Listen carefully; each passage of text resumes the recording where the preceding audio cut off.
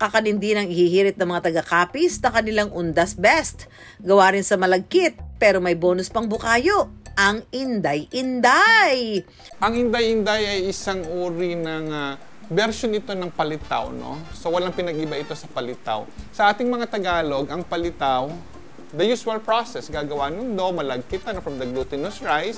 The term inday refers to, o yung pagtawag sa isang batang babae, no? Or sa isang babae na kapag tinawag ka ng inday sa Bisaya, sweet yun, ano? Ibig sabihin yung may lambing yung pagtawag sa ng inday. So kung dodoblehin mo pa yon na inday-inday, meaning to say yung terms of endearment na matamis, no? Ibig sabihin sweet ka, you are a sweet lady.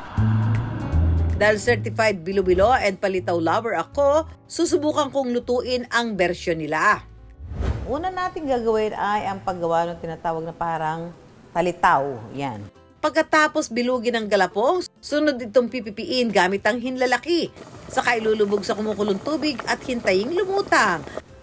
Gawa na tayo ng pinakasos ng ating inday-inday. Paghaluin ang gata, muscovado sugar at kinayod na buko. Pakukuluan hanggang lumapot. Pagkatapos ng ilang minuto, luto na si inday-inday.